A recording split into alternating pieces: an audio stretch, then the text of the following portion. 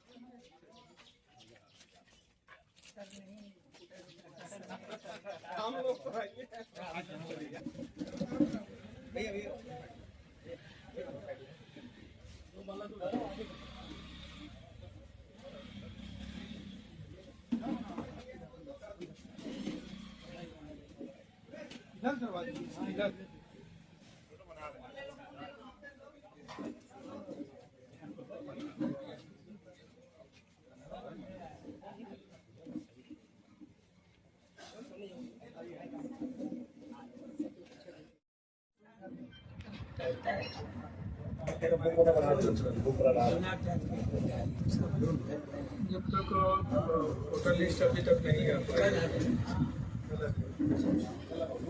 आपको आज नहीं सबको दे देंगे ना।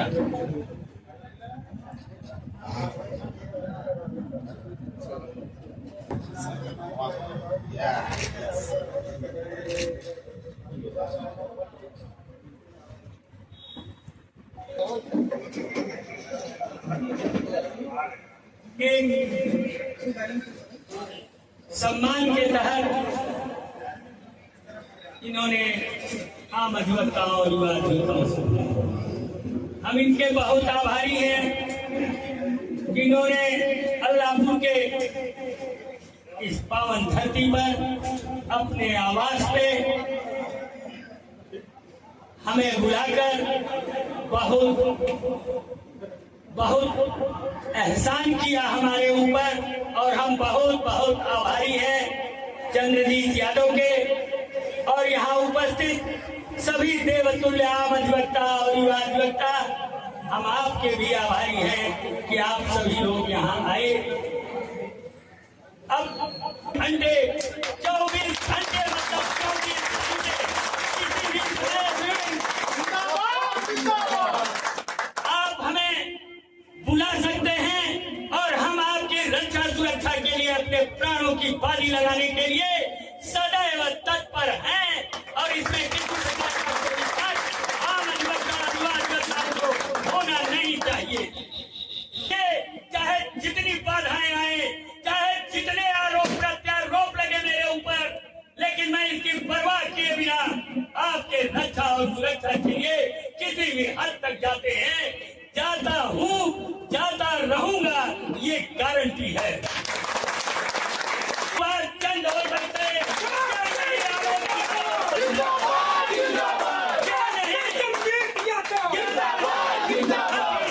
मिश्र हो सकते हैं। जब इतने योग्य अधिवक्ता यहाँ मौजूद हैं तो दिल्ली से उड़ा के क्यों यहाँ न्यायमूर्ति बनाए जाएंगे?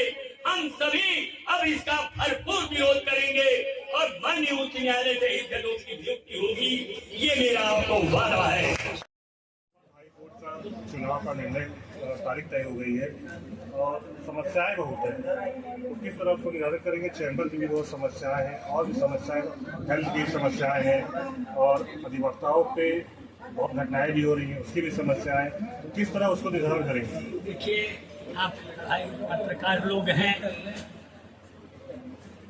हम आपका सम्मान करते हैं, आपका बहुत बहुत आभार कि आप लोग एक साथ एकत्रित होकर ये सवाल पूछे। आप लोग हमेशा ही मिलते रहते हैं, हमेशा ही सवाल पूछते रहते हैं और मैं तो 24 घंटे आपका जवाब देता है। पुनः आपने पूछा है तो सबसे पहले अधिवक्ताओं की जो आपने समस्या की बात की है अभी, तो मैंने पहले ही कहा कि अधिवक्ताओं की रक्षा और सुरक्षा के लिए कोई बनावटी बात नहीं है। ये प्रयागराज का जन जानता है कि उनके रक्षा और सुरक्षा के लिए 24 घंटे मतलब 24 घंटे जब चाहे अपनी समस्या, अपनी रक्षा सुरक्षा के लिए हमें बुला सकते हैं और हम उनके साथ सदैव तत्पर हैं। दूसरा, आपने चैम्बर की बात की है, तो चैम्बर का भी मेरा एकदम स्पष्ट है कि जो भी चैम्बर मिलेगा, क्योंकि पहले त्रिभुवन उपाध्याय हाल में मैंने कर दिया है, लगभग 500 अधिवक्ता इस बारे में बताते रहते हैं हाईकोर्ट के अंदर, पुनः बताए देता हूं, जो चैम्बर मिलेगा उसमें कोई भाड़ा किराया दे नहीं होगा और चैम्बर फ्री ऑफ कास्ट 10-20 हजार रुपए अगर उन्हें लेना है तो दे देंगे, लेकिन चैम्बर फ्री ऑफ कास्ट होगा। पैसा उत्तर प्रदेश सरकार ने दिया है, उत्तर प्रदेश सरकार के पैसे से बना है, इसलिए हम अधिवक्ताओं को जो चैम्बर मिलेगा वो अपने चैम्बर में तभी जाएंगे और अपने उस चैम्बर को जहां वो रहते हैं तभी खाली करेंगे जब भाड़ा किराया माफ होगा, तब तक वो अपने चैम्बर में बने रहेंगे। रहा हाईकोर्ट के कुछ अंदर अधिवक्ताओं की जो समस्याएं हैं वो भी एक बड़ी समस्या है।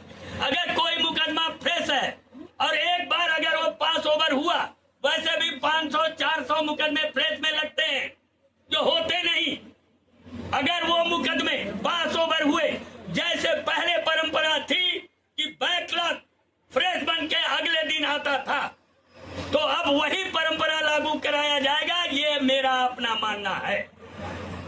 क्योंकि जो समस्या लिस्टिंग की है वो विकट ही नहीं विकराल रूप ले चुकी है, कोई भी मुकदमा लिस्ट का होता नहीं, तो अब वही परंपरा लागू करनी होगी। सारे प्रैक्टिकल इस उच्च न्यायालय में कर लिए गए और वो फेल हुए, अब पुरानी परंपरा ही ठीक होगी।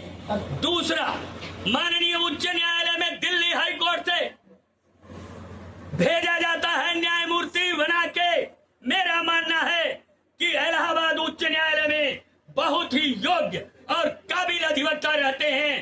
तमाम नाम हमने गिनाया, आलोक यादव जी, अभिषेक मिश्रा जी, चंद्रजीत यादव, क्यों नहीं हो सकते? इसलिए यहीं से योग्य अधिवक्ताओं को रखा जाए, किसी दिल्ली के ला करके माननीय उच्च न्यायालय इलाहाबाद में रखना कदापि मंजूर नहीं है और इसका अब विरोध होगा। दूसरा, अब ये समस्याएं तो हो गई, अब सिर्फ एक बात रह गई है, चूंकि चुनाव है, तो मैं इतना ही कहूंगा, ये सब कुछ निर्भर करता है कि आपने जो प्रतिदिन देखा उसके हिसाब से मतदान किया या नहीं। तो मेरा सबसे पहले आपसे कहना है कि जो आप रोज देखते हैं उसी हिसाब से आप मतदान करिएगा। आम अधिवक्ता और युवा अधिवक्ताओं को अक्सर इग्नोर किया जाता है। आप अपने हक की लड़ाई के लिए बस केवल अपना सही मतदान कर देना, निश्चित रूप से जानिए आपको सफलता मिलेगी। अध्यक्ष जी, जो अभी आप कह आपने अभी तक क्या समस्याएं देखा जो दिमाग के अंदर है और अभी तक हल नहीं हो पाए, तो किस नजरिए देखें और अभी क्या समस्याएं आ रही क्या? सबसे पहले तो आप लोगों को धन्यवाद देना चाहता हूं कि जो अधिवक्ताओं की समस्याओं के लिए आप लोग आए और उन समस्याओं के बारे में सोच रहे हैं आप लोग भी। देखिए, अधिवक्ता की सबसे बड़ी समस्या है कि उसके केस टेकअप हो, उसके केस डिसाइड हो, चाहे वो अलाउ हो या डिसमिस, ये फर्क नहीं पड़ता है। एक मीटिंग में मैं गया था, यही थी कि समस्या यही था कि आज हाईकोर्ट में जो पेंडेंसी है इस पे क्या निराकरण, इसका क्या है। तो मैंने सिर्फ 2 शब्द कहा था कि कोई लौटा दे मेरे बीते हुए दिन। कोविड के पहले हमारी सारी चीजें जो है, फाइलिंग बहुत अच्छी थी, जिस दिन हम फाइल करते थे तीसरे दिन हमारी सुनवाई हो जाया करती थी। डिस्पोजल बहुत अच्छे थे, एक न्यायालय से कम 300-400 केस पर डे डिसाइड हुआ करते थे। आज प्रॉब्लम यह है कि एक न्यायालय 40 से 50 केस से ज्यादा नहीं हो रहा है और पेंडेंसी, पहले हम परेशान थे कि हमारे पुराने केस नहीं डिसाइड हो रहे हैं, आज परेशान है कि हमारे नए केस नहीं डिसाइड हो रहे हैं। पुरानी व्यवस्था हमारे यहाँ छोटे छोटे प्रदेश के जो चीफ आए, अपने यहाँ की जो व्यवस्थाएं हैं उससे लागू कराना चाहिए। हमारा हाईकोर्ट प्रयोगशाला बन गया, सुधार करते करते इतना बिगड़ गया कि आज सुधार की कोई संभावना नहीं रह गई। इसलिए हमको कहना पड़ रहा है कि जो हमारी व्यवस्था पहले की थी वो हमारी बेटर थी, अच्छी थी। हमारे केस डिसाइड हुआ करते थे, डिस्पोजल हुआ करते थे, हम लोग बिस्टर वकील है, पहली पीढ़ी के वकील हैं। शनिवार को केस ले आते थे तो शनिवार तक ऑर्डर तैयार हो जाया करता था और शनिवार तक हम ऑर्डर भी डिस्ट्रिक्ट कोर्ट में लेके जाया करते थे। वो हमारे यहाँ की व्यवस्था थी। आज खो दिए हम लोग, 3-3, 4-4 महीने में केस डिसाइड नहीं हो रहा है। एंटीसिपेटिबल इन्फ्रेक्चुअस हो रही है, क्रिमिनल रेट दाखिल कर दीजिए आप, वो गिरफ्तार हो जा रहा है, क्लाइंट इन्फ्रेक्चुअस हो जा रहे हैं। ये अधिवक्ताओं की परेशानी है। और कुछ आप अगर पूछें। धन्यवाद। आप लोगों को बहुत बहुत धन्यवाद जो आप लोग हम लोगों के इस प्रोग्राम में आप लोग आकर के हम लोग को मान सम्मान को बढ़ाएगा। यहाँ उपस्थित हमारे पूर्व अध्यक्ष और वर्तमान के हम लोग अध्यक्ष जिसको बनाने जा रहे हैं, इनके लिए हम लोग संघर्षरत हैं। और सेक्रेटरी साहब इसके राय साहब यादव के, आप लोग दोनों लोग हमारे यहाँ इतने युवा अधिवक्ताओं की परेशानियों को आपने सुना, अपने तरफ से आपने ये बताया कि इसका क्या सलूशन है, इसके लिए बहुत बहुत धन्यवाद। हम लोग उम्मीद अपेक्षा आप लोगों से इसी बात की है कि हमारे आम अधिवक्ताओं को आप लोगों के आने के बाद परेशानी न हो, जो परेशानी लोगों के आने के बाद अब तक हम लोग सफर कर रहे हैं। और आपने राय साहब ने भी बताया, अध्यक्ष जी ने भी बताया अपनी बात की राय, जो बाहर से जजेज हम लोगों को थोपे जा रहे हैं। पहली चीज तो ये सबसे बड़ी समस्या हम लोगों के लिए, जो हम लोगों के बारे में जानता नहीं। राय साहब ने भी कहा बहुत अच्छी बात कि हमारी माननीय उच्च न्यायालय अब जो है प्रयोगशाला हो गई, कि जो जिसका मन कर रहा है वो आ रहा है, अपनी बात यहाँ थोप के चला जा रहा है। हम लोग पुरानी व्यवस्थाओं में बहुत बेहतर थे।